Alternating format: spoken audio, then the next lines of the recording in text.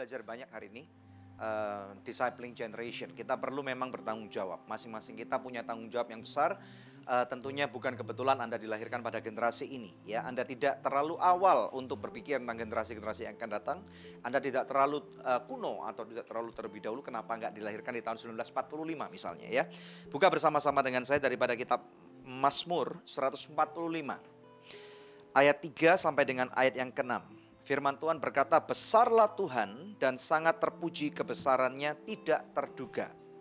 Angkatan demi angkatan akan memegahkan pekerjaan-pekerjaanmu dan akan memberitakan keperkasaanmu. Semarak kemuliaanmu yang agung dan perbuatan-perbuatanmu yang ajaib akan kunyanyikan. Ayat 6, kekuatan perbuatan-perbuatanmu yang dahsyat akan diumumkan mereka dan kebesaranmu hendak kuceritakan. Jadi kita percaya pemirsa sekalian, memang Tuhan itu besar. Kebesaran Tuhan tidak ditentukan oleh siapa Anda dan siapa saya. Kita menyembah Dia ataupun tidak, Tuhan tetap besar. Tuhan tetap pencipta langit dan bumi dan segala macam isinya. Kita dilahirkan ataupun tidak, kita meninggal muda ataupun meninggal tua, Tuhan adalah tetap Tuhan. Tetapi saat ini pada waktu Anda dan saya masih hidup pada saat ini di tahun di tahun 2016 ya, ataupun 2017 dan seterusnya. Mari kita percaya bahwa artinya Tuhan masih punya satu assignment yang wajib kita selesaikan ya. Hidup ini memang adalah pilihan. Tuhan memberikan kehendak bebas buat Anda dan saya untuk menentukan hari ini. Nah, oleh karena itu Daud seorang pemazmur berkata, angkatan demi angkatan akan memegahkan pekerjaanmu dan memberitakan keperkasaanmu. Ini yang saya mau highlight pada kesempatan pada saat ini. Nah, saya pribadi sungguh percaya bahwa setiap generasi punya tanggung jawab. Tanggung jawab kita adalah meyakinkan bahwa assignment atau penugasan diri kita ya, apa yang Tuhan inginkan sebagai purpose kehidupan kita ini harus tercapai. Ini yang pertama. Yang kedua, tidak bisa dipungkiri pada waktu kita berbicara akan masa yang akan datang. Saya pernah membawakan satu perenungan tentang visi. Saya berkata seperti ini dan saya akan ulang. Visi yang Tuhan berikan kepada kita ini tidak akan pernah mati. Visi daripada Tuhan bukan ambisi pribadi. Visi daripada Tuhan adalah pemikiran Tuhan, kehendak Tuhan, apa yang Tuhan lihat jauh ke depan. Dan ini visi Tuhan itu sifatnya adalah dari satu generasi ke generasi berikutnya sampai beribu-ribu generasi. Ini kata firman Tuhan. Nah, oleh karena itu pada waktu sekarang kita hidup, sambil kita meyakinkan assignment kita, penugasan kita, PR-nya kita ini beres, tetapi juga akan ada satu tongkat estafet yang Tuhan mau supaya kita serahkan kepada anak cucu keturunan kita. Ya, setiap manusia punya batasan. Punya waktu dalam kehidupan ini. Waktu ini bukan ada di pihak kita. Nah, oleh karena itu pada waktu Anda masih punya waktu. Tadi seorang narasumber kita pada hari ini menegaskan kepada kita. Waktu. Ya, orang tua harus punya waktu. Untuk Abraham mau mendengarkan Tuhan. Dan dia berkata, now I know. Tentunya dia perlu punya waktu untuk taat kepada Tuhan. Sehingga pada waktu dia tahu, now I know, anaknya cuman ikut saja. Ya, di sana tentunya diperlukan banyak sekali elemen. Waktu kita nggak banyak, tentunya perlu sekali istilahnya ada komunikasi yang jelas antara orang tua dan orang muda. Ya, seringkali ada mismatch. Saya ibaratkan seperti ini, ada gelombang radio, ya, gelombangnya mungkin beda 0,5 atau beda 1 FM-nya saja, maka suaranya nggak akan bisa terdengar dengan sempurna. Kita mau dengar suaranya sempurna. Oleh karena itu, pemirsa sekalian, saya sungguh menganjurkan. Ini yang banyak hamba Tuhan katakan dan kami ingin katakan juga. Miliki kebersamaan dalam membaca firman Tuhan. Ini sangat baik sekali ya. Bangun mesbah keluarga Anda. Bagaimana caranya? Ada orang-orang yang bertanya kepada saya, bagaimana Pak Daniel caranya? Simple ya. Firman Tuhan adalah panduan yang terbaik. Firman Tuhan nilainya absolut, tidak dapat digoncangkan. Baik untuk keluarga orang kaya, keluarga orang miskin, keluarga orang biasa, berpendidikan ataupun tidak. Baca firman itu pemirsa sekalian.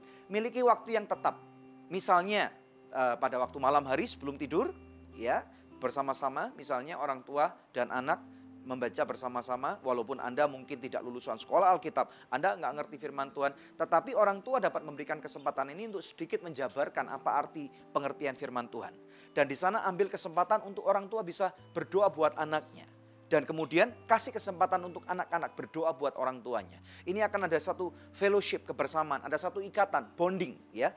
Ada satu waktu yang istilahnya kemudian akan menjadi kedekatan dan kemudian itu bisa diteruskan, bisa saling berbicara tentang kehidupan anak-anaknya, bisa saling guyon, bisa saling bermain-main, atau mungkin beberapa keluarga bahkan memilih di pagi hari.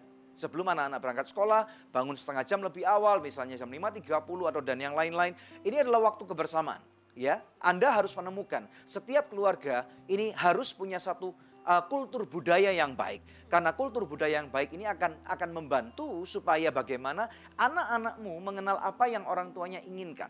Nah, sekali lagi ini dalam skup kecil, satu unit terkecil dalam lingkungan masyarakat yang disebut keluarga. Saya percaya kalau Anda sanggup untuk mementorkan anak-anak Anda, memuridkan generasi Anda, anak keturunan Anda, maka saya percaya ya result atau hasil yang Anda harapkan, nilai sekolah lebih baik, ini pasti terjadi. Tinggal tunggu waktu ya. Kemudian yang kedua, komunikasi dengan teman-temannya. Mereka harus memilih, membuat keputusan untuk tidak membuat keputusan yang salah.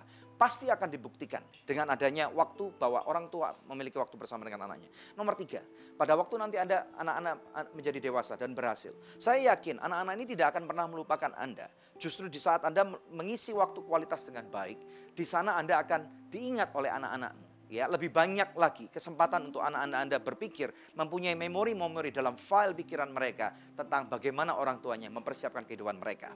Nah, saya tahu banyak sekali tantangan dalam kehidupan, oleh karena itu saya percaya, mari kita serahkan waktu ini, kita berdoa kepada Tuhan. Saya mau berdoa buat setiap pemirsa di rumah, untuk keberadaan Anda bersama dengan anak-anak Anda. Mari kita berdoa. Bapa, di dalam nama Tuhan Yesus Kristus, saat ini kami berdoa untuk setiap pemirsa Good News. Mungkin banyak di antara mereka yang mengalami masalah di dalam rumah tangganya, khususnya antara hubungan orang tua dan anak. Kami berdoa Tuhan, biarlah bahkan setiap orang tua tahu Tuhan mau memberikan kesempatan buat anak-anaknya untuk berkeluh kesah, punya waktu buat anak-anak mereka. Di dalam nama Tuhan Yesus Kristus, Tuhan, kami juga berdoa bagi setiap anak-anak muda untuk mereka mempunyai hati yang mulai berani taat, berani berserah total akan pimpinan Roh Kudus dari atas apa yang orang tuanya jabarkan. Kami juga berdoa untuk kegerakan-kegerakan anak muda di setiap kota yang ada di Indonesia. Berkati, lawat Tuhan untuk anak-anak muda, untuk gereja-gereja yang dapat dipakai sebagai satu wadah yang luar biasa. Sehingga anak-anak muda akan dimenangkan. Generasi kami persembahkan untuk kemuliaan nama-Mu. Di dalam nama Tuhan Yesus Kristus yang dilawat, diberkati oleh Tuhan. Bersama dengan saya katakan, amin. Hai pemirsa, Anda diberkati dengan episode yang baru saja Anda saksikan. Jangan lupa subscribe di channel YouTube kami, oke? Karena masih ada begitu banyak episode Good News lainnya yang pasti akan memberkati kehidupan Anda.